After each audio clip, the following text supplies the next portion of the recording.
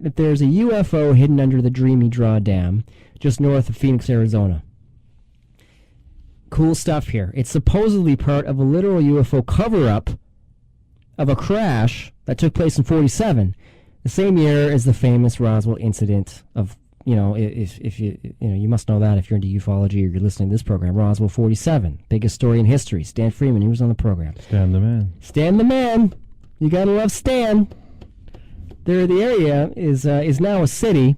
It's a city-owned park, and the internet searches on the area will result in people talking about the hiking trails and others commenting on the UFO rumors.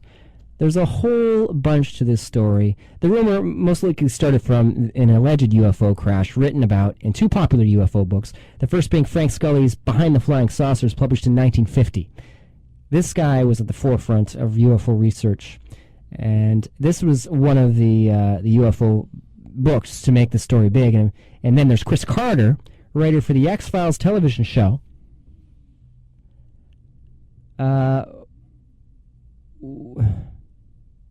He actually used Scully, this guy, Frank Scully's last name for the FBI agent Dana Scully. If you watch the show, you know this. This book was based on Scully's interviews and experiences with two alleged UFO insiders, Silas Newton and an anonymous scientist he called Dr. G. The later is now believed to be a man by the name of Leo Gebauer, or Gebauer, I'm not really sure. Newton and Gebauer turned out to be oil con men, and it's widely believed that they lied to Scully about everything Scully wrote about in his book. So what did they say? They essentially told Scully they were involved with the recovery and analysis of crash flying saucers. This summary is very simplified, and the book is well worth reading, so check it out for yourself. UFO under Dreamy Draw Dam. That's a tongue twister, eh? Sure is. Dreamy Draw Dam. Say that 5 times. I'm glad you're saying it, not me. Good Lord. Okay, that's cool, though. Check out Open Minds magazine. They're an absolute veritable fountain of information and knowledge. This is cool. Everybody's doing this now, but New Zealand releases their UFO files. There's a bunch of stuff being released by New Zealand. They want an open public forum of information. People requesting information about UFOs can go to the government, ask for it, no problem. It's open. It's all out on the table. Nice and pretty. Nice and pretty. Is it all out on the table? I doubt it. Everybody says this, right? Canada's got all their files out on the table. New Zealand's got all their stuff out on the table. The Brits released a bunch of stuff out on the table. But, I mean, you get into the nuts and bolts of the Rendlesham Forest incident of 1983, 1982, maybe 81. And where's the raw data there? They're still in a denial of that whole scenario. We have one of the top military officials coming out and talking about that to the world, Charles Halt, Lieutenant Charles Halt, high-caliber military official, saying he was there and his men touched it, photographed it, drew it, touched the symbols. So I don't believe that all the information is there. I don't necessarily believe all the information will come out. But for all the laymen and rats eating their cheese in their little shoebox maze, they'll eat that up and they'll move on with their day or whatever. Oh, yeah, people have, said that there's UFOs. The good part about this is that it's in the media.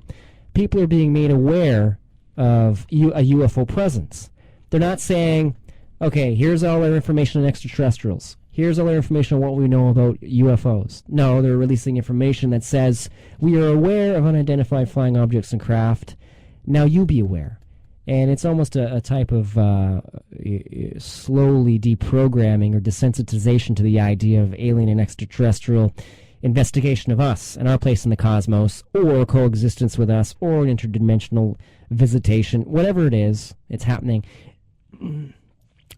The information seems to suggest that there's a lot of stuff going on in multiple species. Robert Dean, of course, is a big proponent of all that stuff. I'm going to take a quick break here and grab a glass of water. My throat's killing me. This is Crystal Castles? No, the National. Right here on Unified Field. Do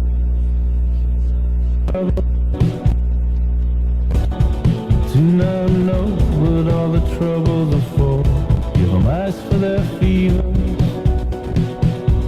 You're the only thing I ever want anymore. Live on coffee and flowers.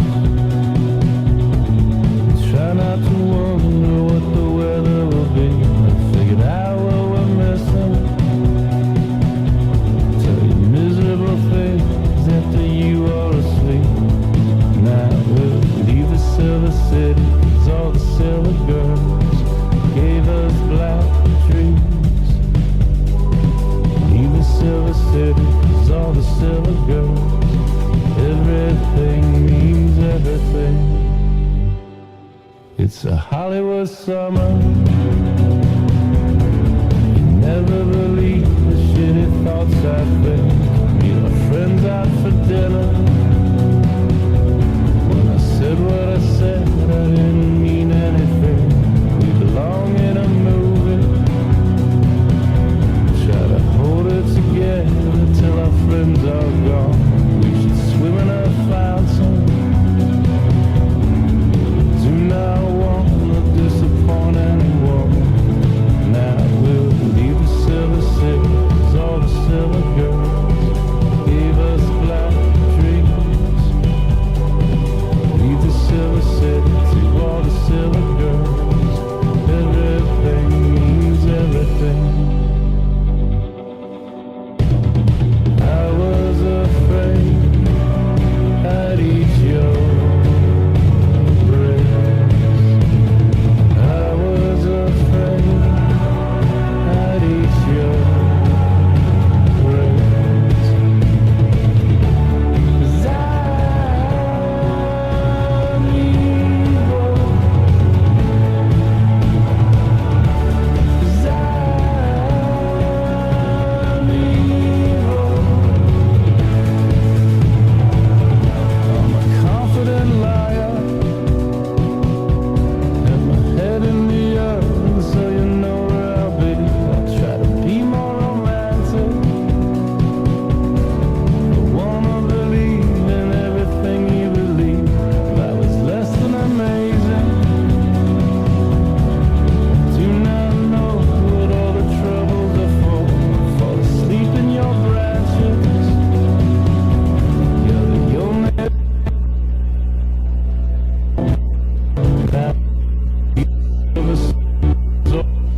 girls gave us black dreams. Leave the Silver City to all the silver girls. Everything means everything. I was afraid I'd eat your breast.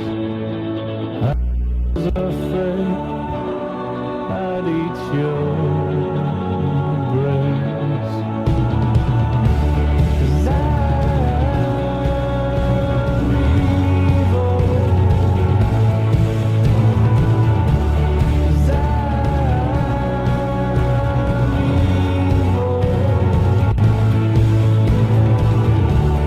'Cause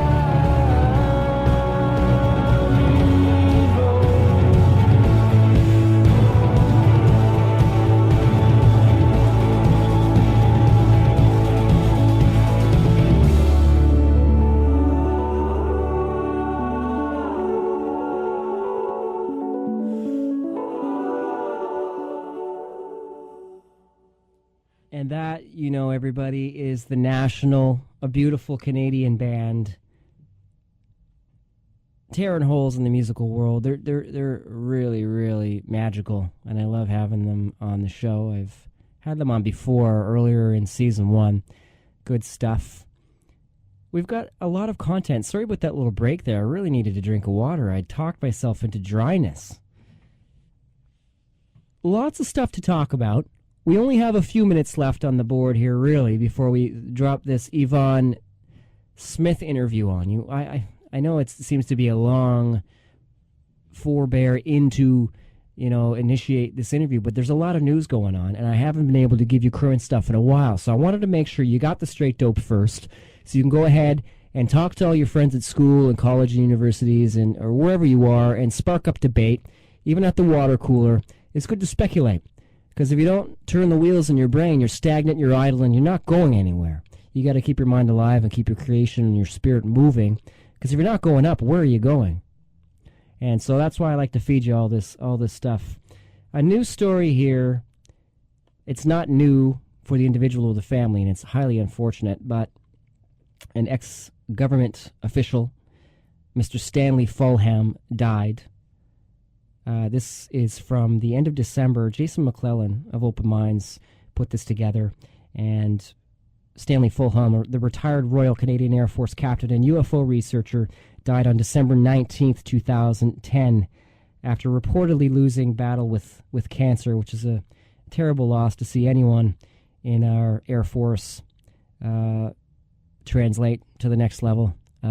He was a guy, though, near the end of his life who was shrouded in secrecy and controversy because just in October, a month and a half before his expiration, he had made some wild claims that on October 13th, 2010, extraterrestrials were going to make contact and their presence known in major cities all over the world.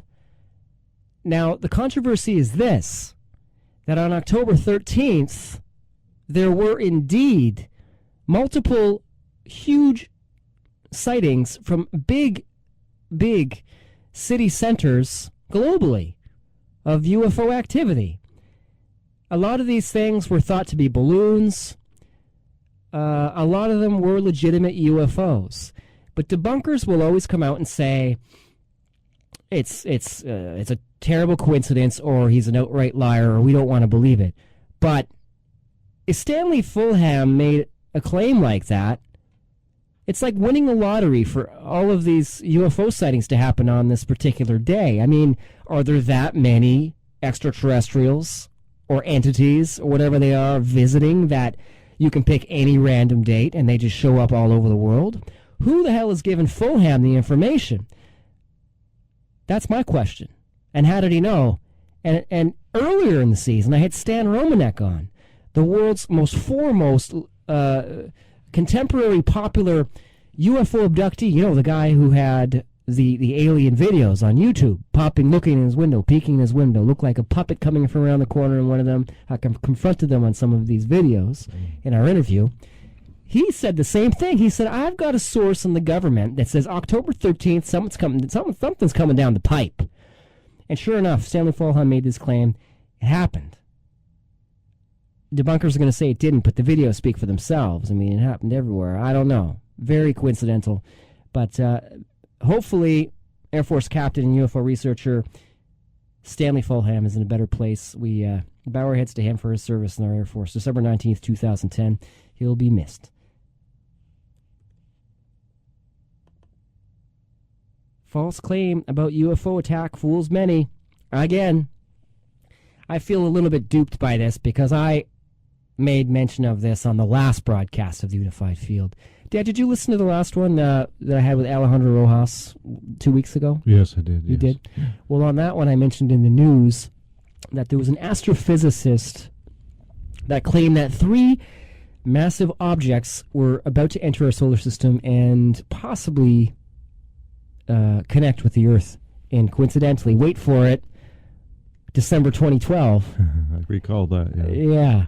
So he was, I don't know if he was speculating that was, I think he was sort of insinuating that these may have been extraterrestrial objects or large meteor or asteroids. Okay, fine. But when the research came down and dirty and we got in the mud pit, dug around a little bit, there was no astrophysicist working for any or astronomical society by the name who claimed to be a member of SETI or NASA. Who did he work for? Check it out for yourself. False claim about UFO attack fools many. I can't remember the guy's name or who he worked for, what affiliation he was, but he made these claims, claimed he was an astrophysicist working for a huge organization, and it turned out there was no one that even existed. So, again, a bunch of people got duped on that. That's a little bit sad, and even I was kind of wrangled into it. Not the fact that it, could have been spaceships or something, but just the potential for some kind of extraterrestrial body to make contact and put us in dire straits. Thought it was a little fishy when he mentioned Apocalypse Date 2012, though. That's always a red flag.